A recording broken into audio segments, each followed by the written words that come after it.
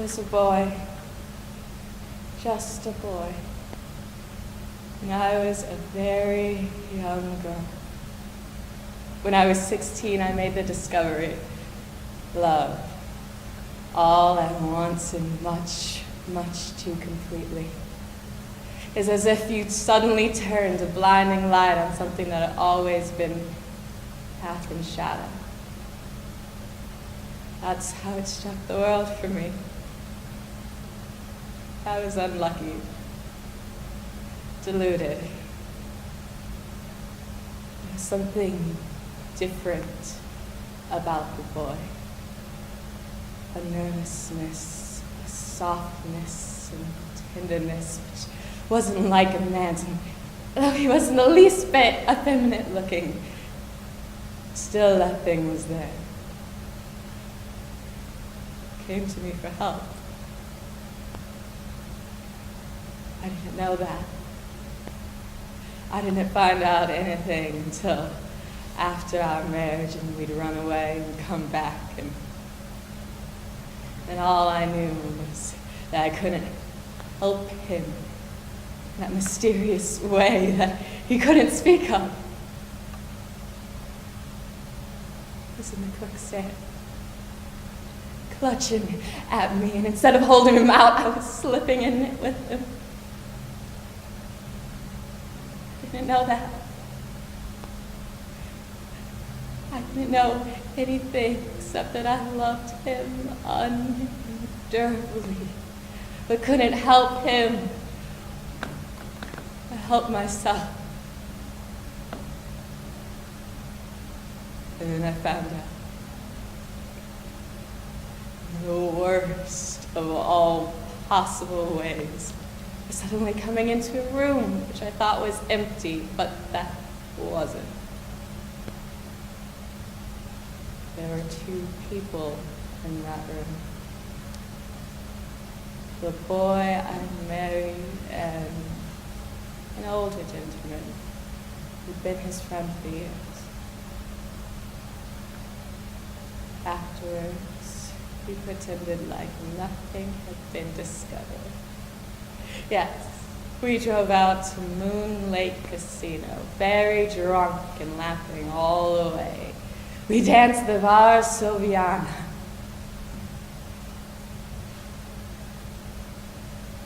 In the middle of the dance floor, the boy I married broke away from me and suddenly ran out of the casino. A few moments later,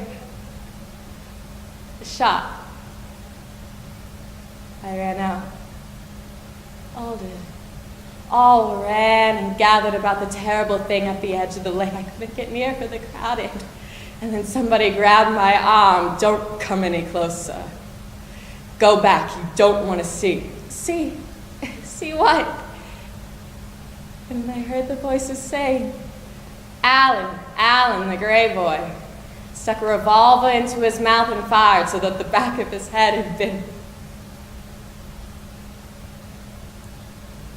blown away. It's because on the dance floor, unable to stop myself, I suddenly said, I saw. I know. You disgust me.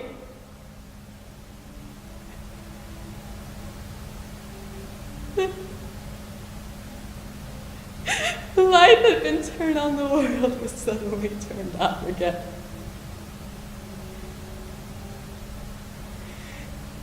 Not for one moment since has there been any light stronger than this kitchen candle.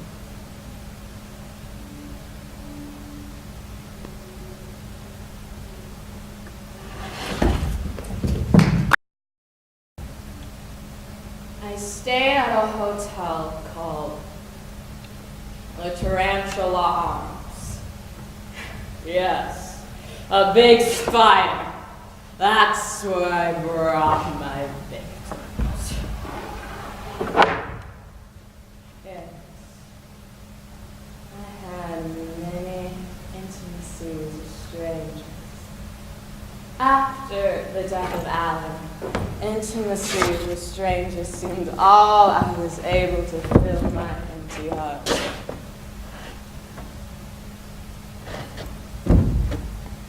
I think it was panic. It's panic that drove me from one to another, hunting for some protection here and there in the most unlikely of places, even at last in a 17-year-old boy. But then somebody wrote the superintendent about it. This woman is morally unfit for her position. Morally unfit? True. I suppose. So I came here. There was nowhere else I could go. I was played out. You know what played out is? My youth was suddenly gone up the water spout. I met you. You said you needed somebody well. I needed somebody too. I thanked God for you, because you seem to be gentle.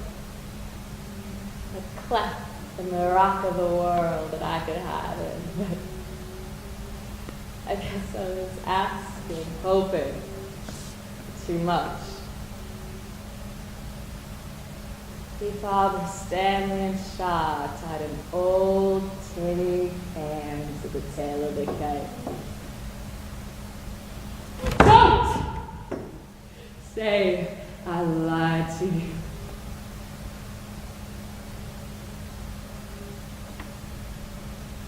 That was sad.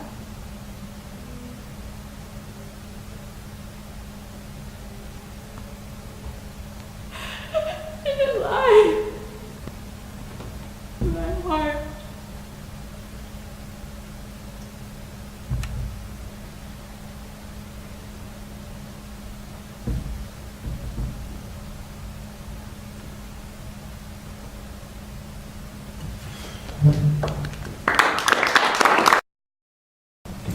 He's almost sucked.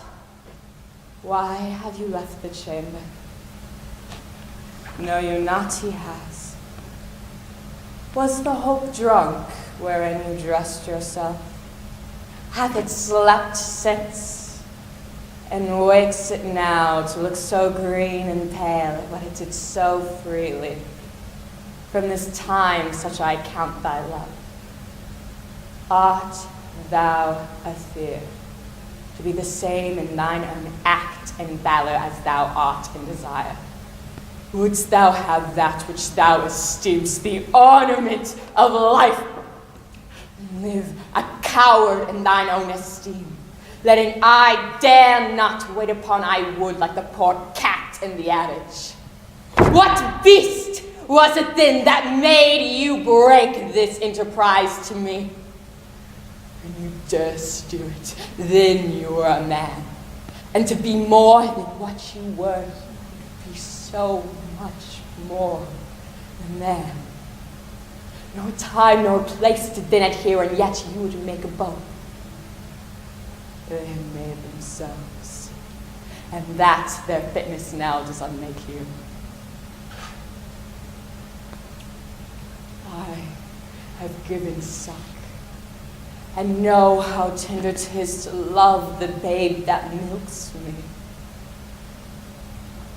I would, while it was smiling in my face, have plucked my nipple from his boneless gums and dashed the brains out, had I so sworn as you have done to this.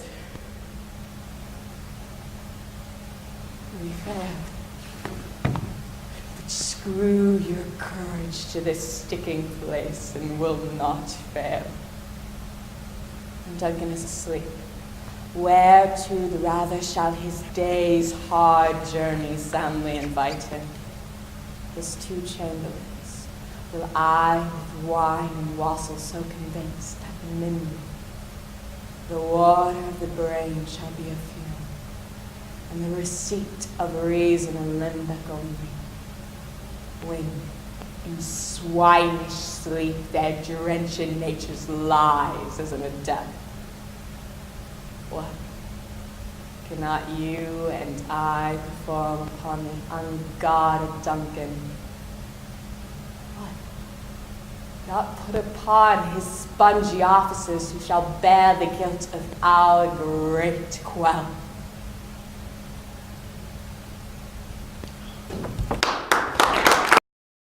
Why did you close the window?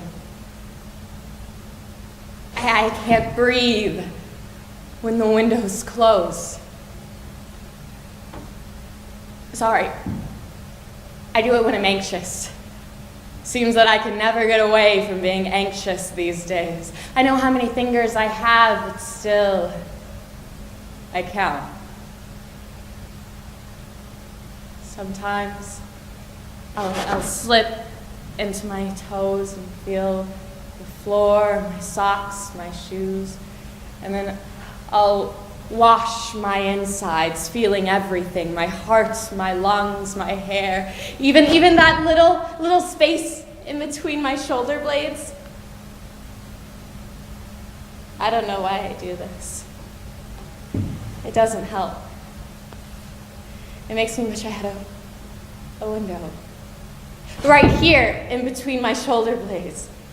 You see, I love it when the wind blows and the curtains flutter.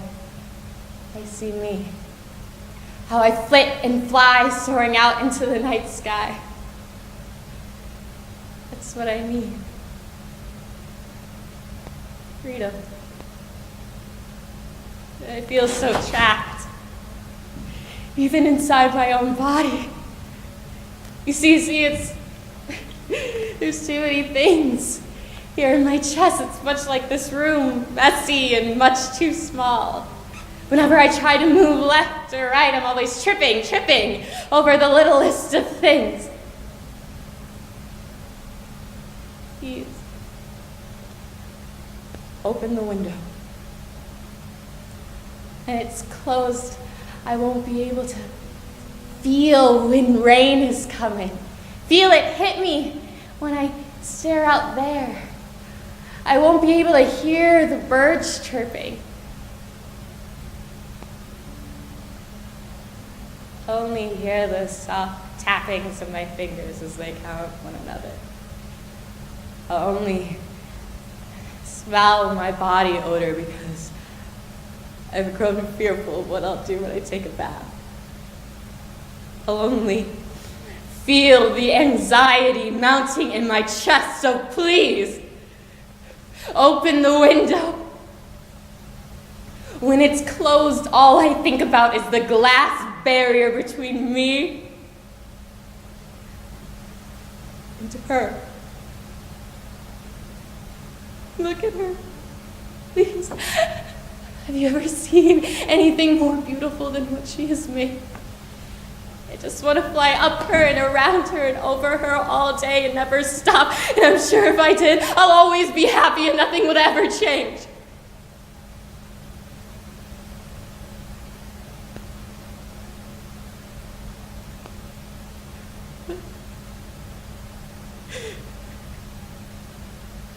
See, I don't know what I'd actually do if I did. People out there just as trapped as I am here. First, they're trapped inside of those glass buildings with the glass that never moves. They're trapped inside of those buildings, and then a room, and then a small cubicle. I wonder if you feel like I do. They're always tripping over the littlest of things.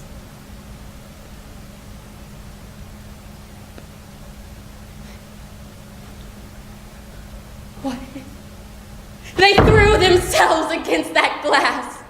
And what if it shattered? And they were falling. Flying. But what if I'm happy? Flying.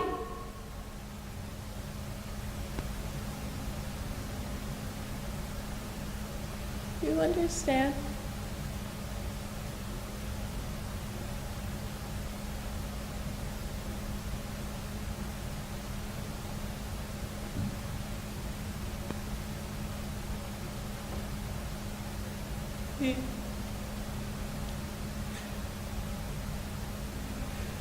Open the window. Just let me dream about what it's like to be free.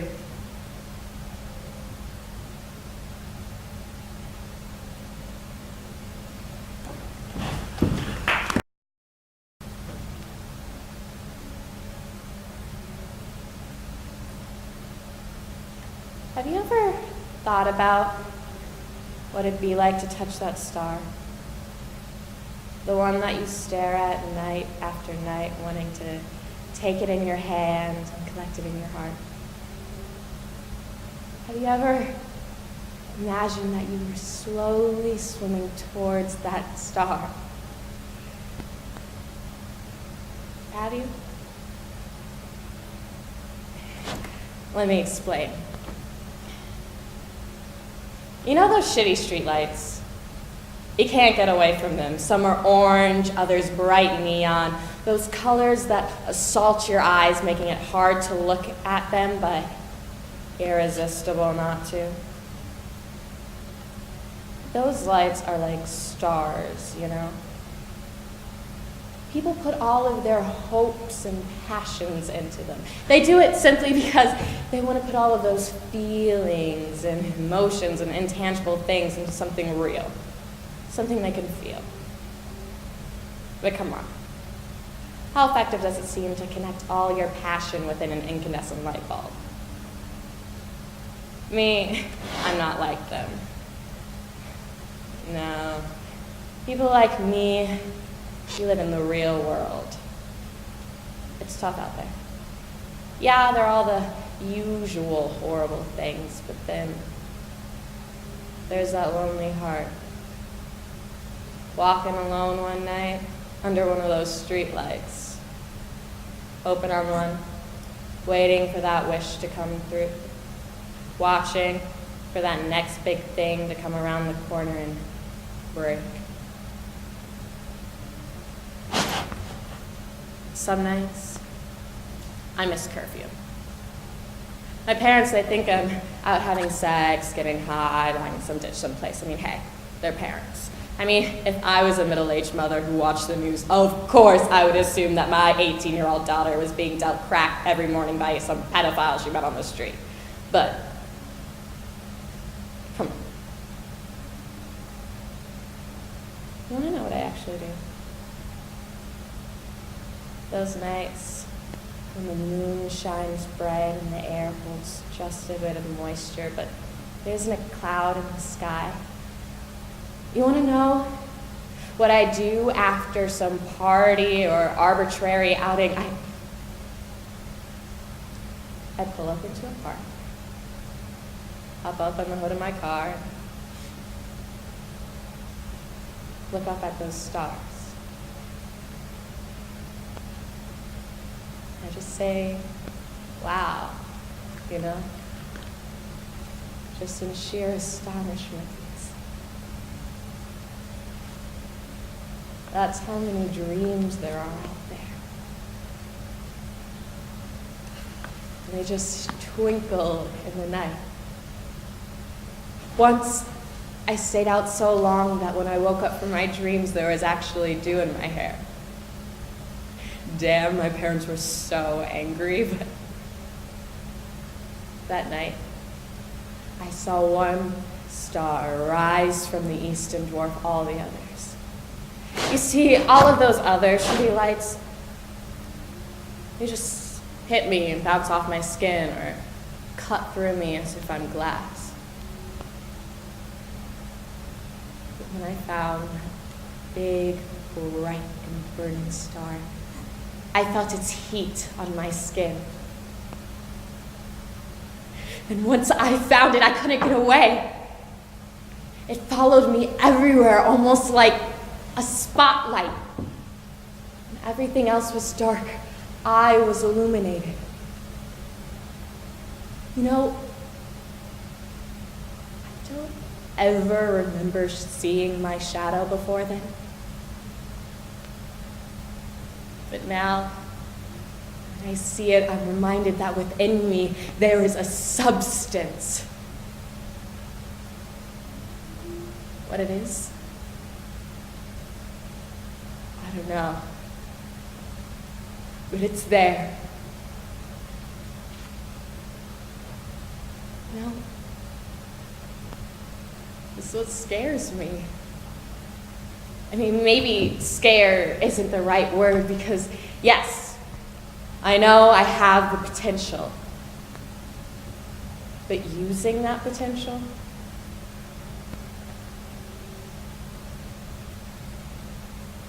I don't know if I can.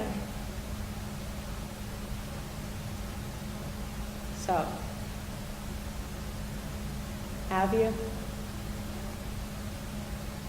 ever thought about what it'd be like to touch that star?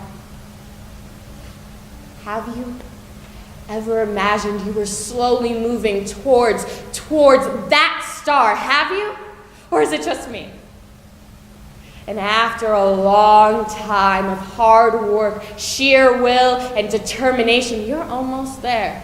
You can feel its heat, warm, and then burn, then sear your skin, and then you realize that's the thing about stars.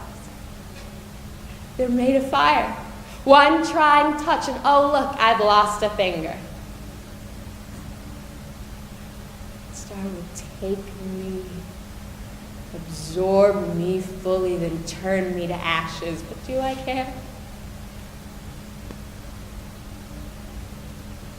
I guess that's why Lonely Heart puts all of his passions with an incandescent light bulb.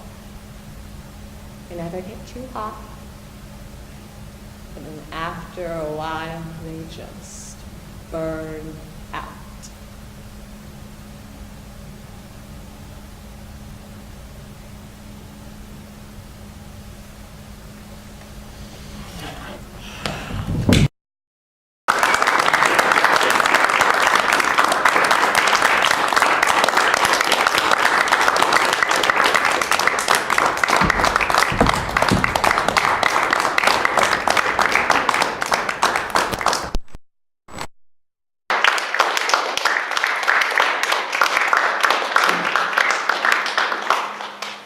Cookies.